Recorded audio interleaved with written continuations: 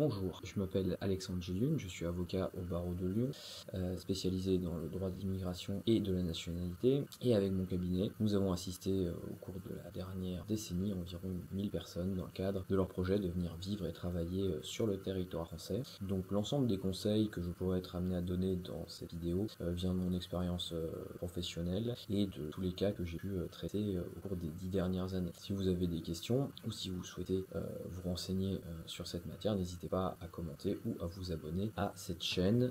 Je publierai assez fréquemment des vidéos afin de pouvoir aider les gens dans leur parcours. Cette vidéo va traiter principalement des 3 plus grandes idées reçues qu'il existe en droit de l'immigration en France. En effet, dans le cadre des consultations que je fais au quotidien, je m'aperçois que très souvent les mêmes questions reviennent et pour certaines tout à fait légitimes, mais pour d'autres elles sont souvent le fait d'idées préconçues qu'on peut avoir sur le droit de l'immigration et je pense qu'il est intéressant de pouvoir y répondre et on va dire de démystifier un petit peu ces idées préconçues pour aider les personnes dans le cadre de leur procédure et pour mener leur projet à bien. La première idée reçue, et qui est celle que je pense j'entends le plus souvent, est la suivante. Si j'engage un recours contre l'administration, celle-ci va se venger contre moi et me retirer mon droit au séjour ou mon titre de séjour. Alors bien évidemment ce n'est pas vrai, d'accord. L'administration n'a pas d'une part le pouvoir légal de le faire, mais elle n'en a pas non plus l'intention, parce que en matière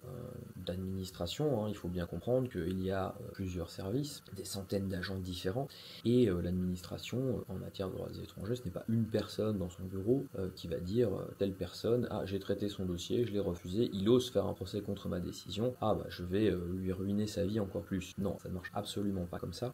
Vous allez voir sur un même dossier jusqu'à 5-6 différents agents qui vont intervenir, ce qui fait que vous doutez bien qu'à la fin, la décision qui est rendue, la première personne qui a pris la décision ou qui s'intéresse au dossier, elle n'en a même pas connaissance, et alors encore moins si jamais il y a un recours qui est engagé contre la décision qui a été prise au final, ou bien d'ailleurs souvent dans le cas dans le cadre où il n'y a aucune décision qui est prise, ce qui n'empêche pas de faire un recours bien évidemment, puisqu'il existe dans la manière des délais légaux qu'il est nécessaire de respecter, et ces délais font l'objet d'une autre vidéo. Deuxième, on va dire, élément qui fait que l'administration ne cherchera pas à se venger, c'est que nous sommes en France dans un état de droit. Qu'est-ce que ça signifie un état de droit? Ça veut dire qu'il existe des règles et que ces règles, tout le monde doit les respecter, y compris l'État français.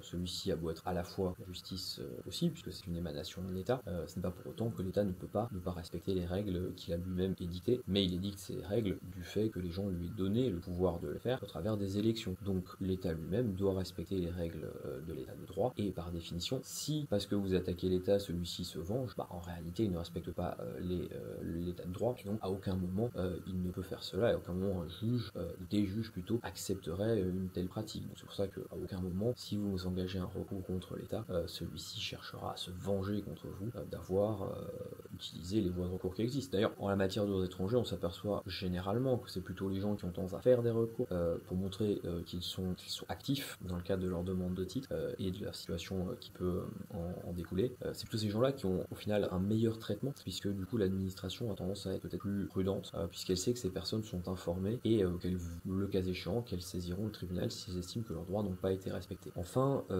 dernière chose, mais sur cette idée préconçue du fait que l'administration chercherait à se venger en retirant un titre de séjour, c'est que une décision de retrait de titre, puisqu'on va parler de ça, en réalité elle obéit à des règles, c'est-à-dire que l'État, encore une fois j'ai parlé de l'État de droit précédemment, l'État ne peut pas retirer le droit au séjour d'une personne comme cela sans aucune procédure. Il y a une procédure très précise avec des étapes qui doivent être respectées. Si ces étapes ne sont pas respectées, encore une fois le juge administratif interviendra pour mettre un terme à une telle procédure qui serait complètement illégale. Alors là je parle de retrait, on prend aussi le cas des renouvellements de titres, une personne qui demande un renouvellement, qui va attendre pendant des mois, alors que ce n'est pas nécessaire, parfois pour des choses relativement simples, un simple renouvellement de titre de séjour en qualité de conjoint français par exemple, et cette personne va attendre des mois, quand je dis des mois, c'est pas jusqu'à une année, largement plus d'ailleurs dans certaines préfectures, et donc cette personne, elle a bien évidemment intérêt, beaucoup plus tôt, à faire une procédure au tribunal pour justement faire avancer son dossier. Et évidemment, si quand la demande elle a été réalisée, monsieur ou madame remplissait les conditions de délivrance du titre de séjour, il n'y a aucune raison pour que celle-ci soit rejetée plus tard, juste du fait qu'il ait engagé un recours contre une décision implicite de rejet de sa demande. Donc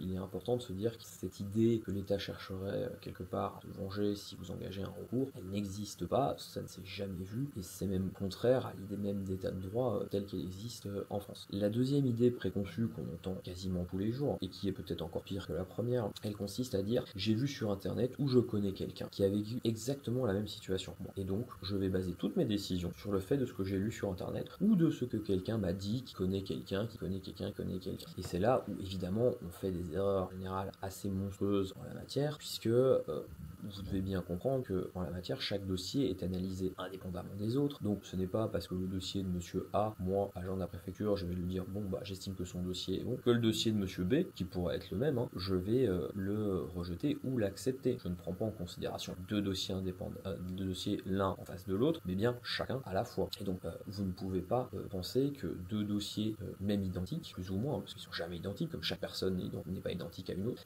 vont forcément avoir la même issue. De la même manière, vous allez avoir des personnes qui vont demander un titre de séjour à certains endroits, à certains moments. Ce jour-là, l'agent de la préfecture qui va traiter son dossier, pour X ou Y raison, il est de bonne humeur, il va rendre le dossier très rapidement et la personne obtiendra son titre de séjour. A contrario, la même personne, une autre personne va déposer le même dossier avec le même agent, mais pour des raisons personnelles, ce que vous voulez, il va mettre du temps parce que voilà, peut-être le dossier n'intéresse pas ou il a d'autres choses à faire à ce moment-là. Et au lieu d'avoir un dossier qui va être traité, je ne sais pas, en quelques mois, vous allez avoir un dossier qui va être traité en 10, 15, 12 mois, 18 mois en la matière. Et là, vous vous dites, mais pourtant les dossiers sont les mêmes. Bah oui, mais par exemple, on ne peut pas dire que la personne de la lecture ait pris la décision au même moment. Et ça, c'est des éléments qui sont fondamentaux. On ne peut pas concevoir qu'une application va être systématiquement la même à partir du moment où c'est toujours des personnes différentes, voire même la même personne, mais à des moments différents. Donc, la pire idée qu'on peut avoir quand on veut demander un titre ou un visa de long séjour, c'est de se fier à ce qu'on a entendu et encore moins à ce qu'on peut lire sur internet, parce que évidemment, il faut bien croire que les gens qui vous racontent des choses vous mentent. Voilà, c'est fréquent, le mensonge est quelque chose de banal, donc lier son avenir à quelque chose que je vais avoir entendu ou encore pire lu sur internet, c'est quand même extrêmement risqué. Et évidemment, dans certains domaines du droit de l'immigration, vous allez avoir des appréciations différentes en fonction des dossiers. Pour expliquer un petit peu plus en profondeur, vous avez des cas où l'administration va avoir plus de pouvoir d'appréciation et des cas où elle en aura moins. On va prendre deux exemples différents. On va prendre celui dans lequel l'administration a le plus de pouvoir d'appréciation et celui dans lequel on en aurait très très peu. La personne demande à être régularisée au titre des métiers en tension. Ça reste une procédure de régularisation, une procédure dans laquelle l'administration a un énorme pouvoir de régularisation, d'appréciation. Et donc, bien évidemment, vous ne pouvez jamais dire qu'en matière de régularisation, parce que je connais un tel qui l'a fait et qui l'a obtenu, moi, je vais avoir le même traitement. C'est complètement inconcevable si on lit la loi. Autre exemple, je demande une carte de résident de 10 ans. À ce moment-là, les critères ils sont fixés par la loi, ils sont extrêmement précis. Je les remplis. L'administration n'a pas de marge de manœuvre. Et donc, du coup, vous allez avoir un cas où c'est quand même beaucoup plus difficile pour l'administration de refuser et d'avoir des décisions très différentes, puisque la marge de manœuvre sur l'appréciation de la demande est beaucoup plus faible. Ça, évidemment, vous ne le savez pas forcément, mais c'est ultra important et ça conditionne énormément la procédure que vous allez choisir de faire ou non. Ensuite, et c'est aussi pour ça que se fier à ce qu'on peut lire, prendre pour argent comptant, en se disant c'est la même situation que moi, c'est aller très très vite. C'est-à-dire que vous ne connaissez généralement pas la loi applicable, mais en plus vous ne connaissez même pas le parcours de la personne qui va faire cette demande de titre de séjour. Et donc cette personne, elle peut avoir des éléments qu'elle ne vous donnera pas, que vous ne connaissez pas. Or ces éléments, peut-être que même elle pense que ces éléments sont sans importance. Or en fait ces éléments vont être extrêmement importants dans le cadre de l'appréciation de son droit au séjour. Et donc si vous n'avez pas connaissance de ces éléments, vous ne pouvez pas dire nous avons le même dossier. Ça c'est extrêmement important de l'avoir en tête et de se dire que quand deux dossiers, il y a aussi tout ce qui est derrière, quand bien même ça peut être la même demande de titre. On va avoir deux parents d'enfants français avec des dossiers très différents. On va avoir un dossier avec beaucoup de preuves de prise en charge d'enfants, un dossier avec très très peu. Et il y a un dossier qui va être accepté et l'autre qui va être rejeté. C'est la même demande. Mais par contre, vous ne savez pas ce qui a été fourni. Donc cette idée selon laquelle je connais quelqu'un, j'ai entendu que, on m'a dit, en la matière, elle est totalement inapplicable. Chaque cas est différent et c'est extrêmement important de le prendre en considération au moment où vous engagez une procédure pour obtenir un titre de séjour ou un visa de long séjour. Dernière idée reçue, mais qu'on entend aussi extrêmement fréquemment et dont j'aimerais bien parler, c'est mon titre de séjour ou mon visa de long séjour va expirer, ou mon visa de long séjour d'ailleurs va expirer, et donc je vais automatiquement être déporté plutôt pour le terme, déporté plutôt le terme anglais, mais je vais être envoyé dans mon pays d'origine. Alors bien évidemment, encore une fois, ça ne fonctionne pas du tout comme cela, hein. Vous n'avez pas une alarme à la préfecture qui sonne à chaque fois qu'un titre de séjour expire. C'est déjà difficile pour l'administration de suivre les dossiers, puisque c'est un manque de moyens et d'effectifs qui est énorme et qui est principalement une des causes majeures des retards qu'on peut connaître et des difficultés de traitement. Et donc évidemment, il n'y a pas un système informatisé, automatisé, qui chaque fois qu'un étranger verrait son titre de séjour expiré, se mettrait en marche, enverrait une notification à la gendarmerie ou à la police et que celle-ci irait chercher la personne chez elle. Absolument pas. Donc si votre titre de séjour expire, sachez qu'il ne se passera rien d'un point de vue légal. C'est pas pour autant que vous avez le droit d'être en France, mais en tout cas à aucun moment on viendra vous chercher, vous arrêter et vous mettre dans un avion du seul fait de l'expiration de votre cas. Chaque fois qu'une personne doit être éloignée, imaginons mon titre de séjour il expire, et à ce moment-là, je peux tout à fait recevoir une décision d'administration qui va m'obliger à quitter la France. Ça, totalement légal. Mais j'aurai le droit de contester cette décision si j'estime qu'elle n'est pas légale. Par exemple, l'administration décide de prendre une décision d'obligation de quitter le territoire à mon compte, mais elle ne vise pas les textes applicables. C'est clairement légal. À ce moment-là, je vais saisir l'AL, une décision de la préfecture sera annulée et éventuellement, je pourrais peut-être demander un titre de séjour. Donc, il faut bien comprendre que même si la carte elle expire, pas pour autant que vous n'avez aucun droit, c'est pas pour autant que vous ne pouvez pas saisir un tribunal, et donc il faut bien conserver toujours l'esprit qu'une fois que le titre a expiré, que ce que je fais. Rien faire n'est pas une bonne idée, bien évidemment, mais même si vous savez engager une procédure et que votre carte elle est expirée, c'est pas pour autant que vous allez avoir une obligation de quitter le territoire, et quand bien même ce sera le cas, vous serez tout à fait légitime à la contester. Autre élément, mais ça c'est de la pure pratique, c'est qu'en France, les contrôles du statut, on va dire, droit au séjour, sont quand même relativement rares. Alors ils varient énormément d'un endroit à un autre, hein, ce n'est pas forcément toujours pareil partout, mais il faut bien comprendre que vous avez des endroits où il y a très très peu de contrôle et des endroits où il y en a beaucoup plus. Donc